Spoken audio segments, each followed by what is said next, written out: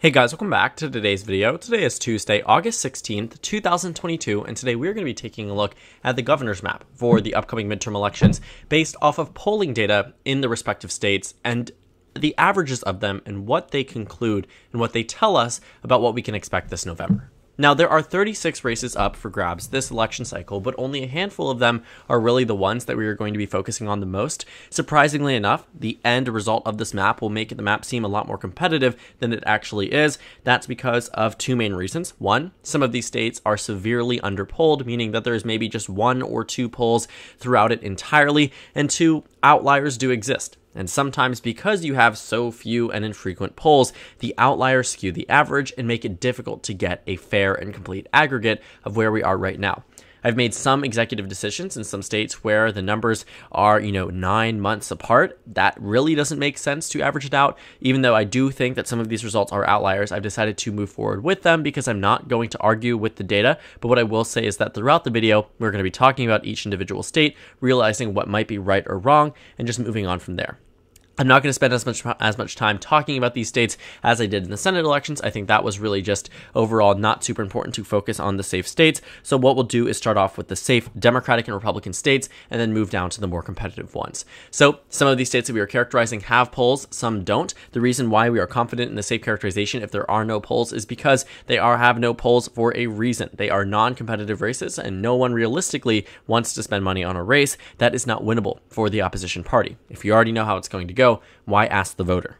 Moving over, we have the state of California, safe blue. The state of Colorado, by polling standard, actually is safe blue. You're seeing Jared Polis with about 17, 18-point margin to victory, so pretty substantial in a state that otherwise would not be so substantial in terms of its margin for a political party. Hawaii is a safe blue state. The state of Illinois joining that characterization as well. Maryland, a safe blue pickup for Democrats. New York retaining it for the Democrats. Massachusetts, a safe blue pickup for Democrats as well. And that's it. Those are all of our safe states for the 2022 midterm elections and the governor elections. Surprising, yes, that it's so few, but you will also see that it is starting to be so few amongst the GOP, though there are more.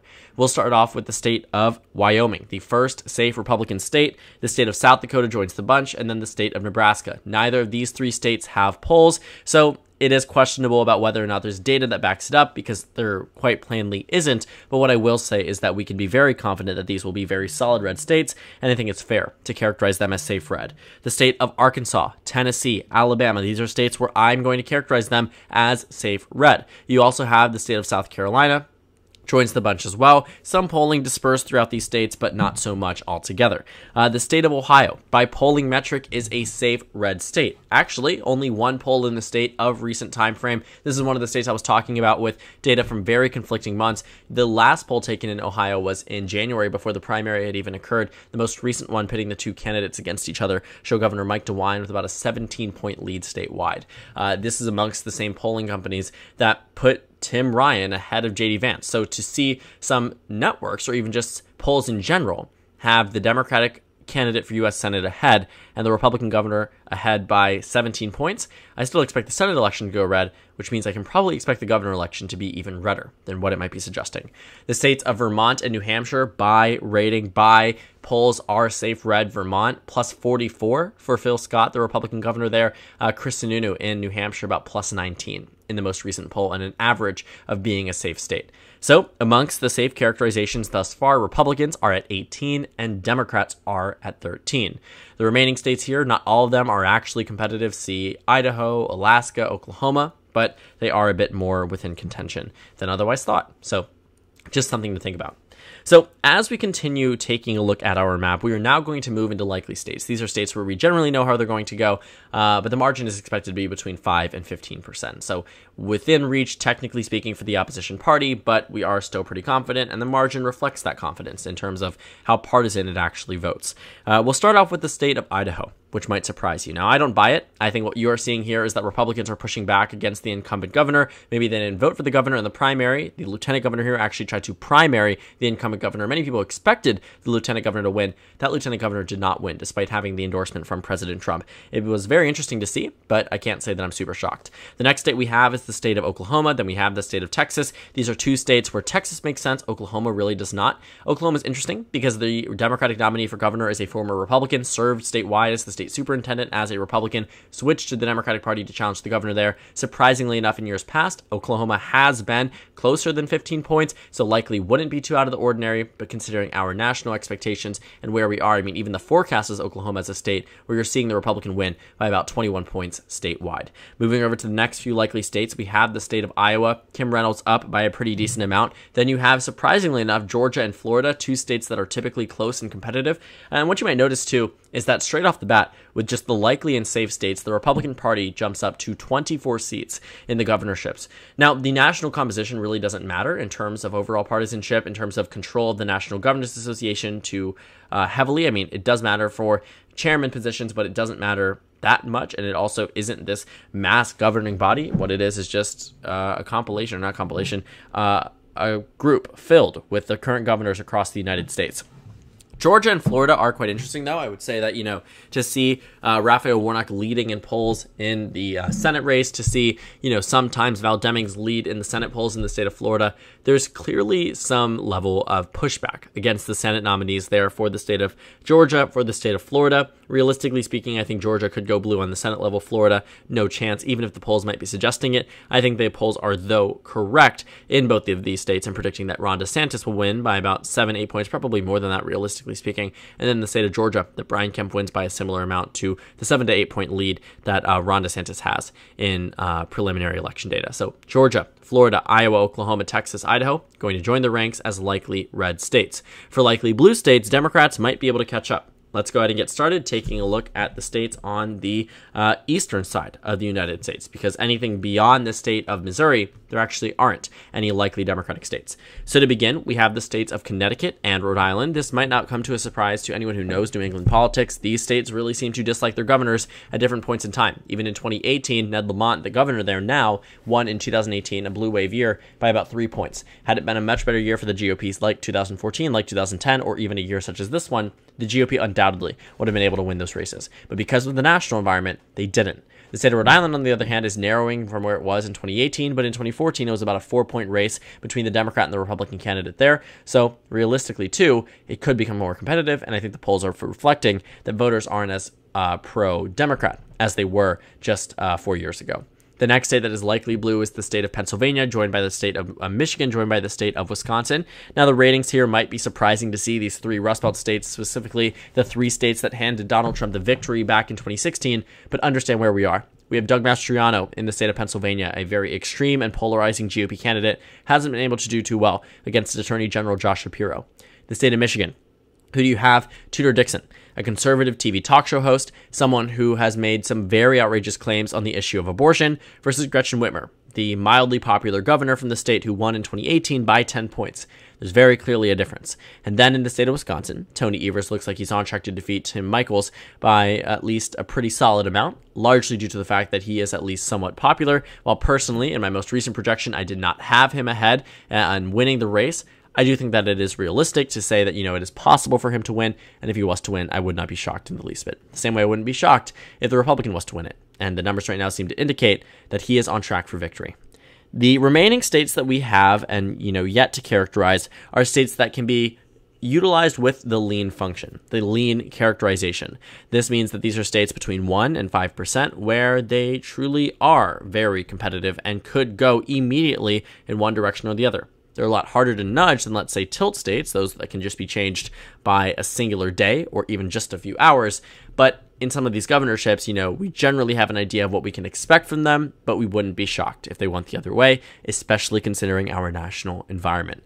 So to start off in the flip side now with the Democratic Party, we'll start in the Northeast. The state of Maine comes at a lean Democratic characterization. The margin here for Janet Mills, the incumbent governor, is about 3 to 4 points against the former Republican governor, Paul LePage, who's back for another term. What you're finding is that Maine is still a competitive state, even, despite voting for Biden by 9 points statewide in 2020. Still voted for Hillary Clinton by 3.5. So it did become competitive in 2016, and Republicans such as Paul LePage are tapping into that, in addition to the dislike and disdain for President Biden that we have seen experienced all across the nation, which means that they are at least in somewhat of a competitive position, especially with a very recognizable name, but there's also no guarantee of that. So the state of Maine for right now is a lean blue state.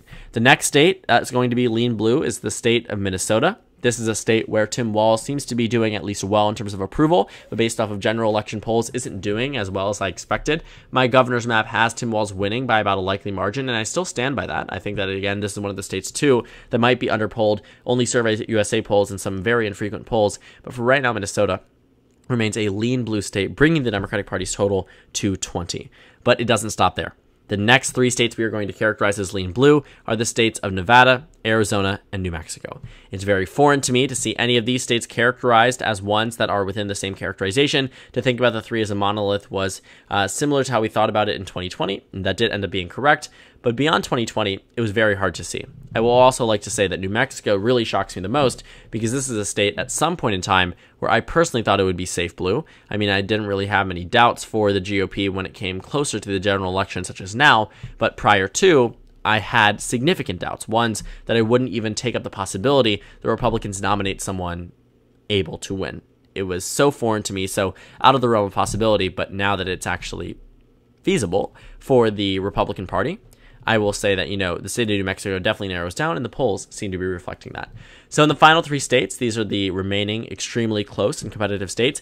We have 2 lean Republican states, the states of Kansas and the state of Alaska. These are 2 states, very, very different. Alaska, the biggest state in the country, very much in the north, but very Republican. The state of Kansas, very rural, still very Republican.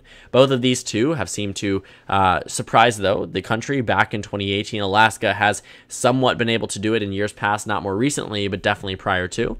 And what I think that tells us is that these states might actually follow what the polling data suggests. That this isn't some fluke in the safe red states. This isn't a 2020, Mississippi type of race where the Republicans are winning by 15 points, and I'm trying to argue that Democrats are going to be able to win the governorship. No, what I'm trying to argue here is that these are states where you really see some shockers. Alaska, Kansas have surprised us with referendums, have surprised us with ballot initiatives, and both elected Democrats as recently as 2018 in Kansas, and back in, 2010, 2014, for the Democrats in the state of Alaska. I mean, these 2 are states that are, sure, very different in terms of composition, very similar in terms of their ability to shock the nation and elect Democratic politicians. And I think the Democrats, specifically in Kansas, are really doing well with Laura Kelly. In the state of Alaska, I still largely expect it to go to Sarah Palin, but as polls seem to have suggested, if Sarah Palin was to reach that result, was to reach the top 2 threshold, the Democrat might realistically have a chance. And in the final state that I have yet to characterize, we have the state of Oregon. Right now, I'm going to say a tilt red state. That's the safest. I'm willing to characterize it as such. In my most recent projection, the state of Oregon has been a lean blue state for different periods of time. At some points, it was even safe blue. Then it became likely. Now it's lean. And now it looks like it might be time for tilt. At the end of the day, it is a GOP pickup in the eyes of the polls. And while there aren't that many, there are still some that can indicate where we are right now as a nation, where we are right now statewide.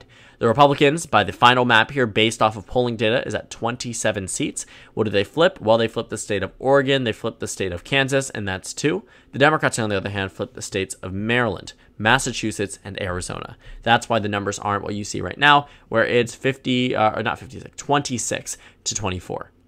More recently, actually, it's 28 to 24 in 2020. The Republican Party picked up the Montana governorship, so it went from 27 to 23 to 28 to 22. Very interesting, if you ask me. But then you take a look at, what you're going to be seeing in 2022. Could be very different. I mean, it could be very, very different. So the Republican Party, in the long run, I think, is going to do well in some of these races. And I think that they're going to outperform what the polls might be suggesting. But there is something to be said about the warning sign that these polls can predict. Why is it that a Democrat is up double digits in some of these states? Why is it that some of these states are solid blue than they used to be, much more solid blue than they used to be? Some of these states used to be one of the most competitive ones in the entire country. For example, the state of Colorado. Now, Democrats don't even have to worry about it whatsoever. I would also say that some of these more competitive states, Pennsylvania, Michigan, Wisconsin, why are Democrats ahead by so much? That's something that they're going to have to ask themselves. Republicans are going to need to think and say, what are we doing wrong? Not, what are they doing right? Because quite frankly, yes, the Democratic Party is doing well in strategy, but this isn't their year. This isn't 2018, and the Republican Party going on defense only makes them look weaker. But at some point, it does become a necessity because eventually you start to run out of time, you start to run out of fundraising efforts, and you need to start playing heavy defense. And I can say that definitively, many Republicans are going to start to do so as we head into November. So thank you guys so much for watching this video. Make sure to comment down suggestions below. Subscribe on the left if you haven't already, and check out the Instagram and Twitter. At the bottom left of the screen, there's also a Discord server for you to go ahead and join. On the screen, there's a video you can watch, and then a playlist for my 2022 governor election analysis videos. Again, thank you guys so much for watching, and I will see you all tomorrow.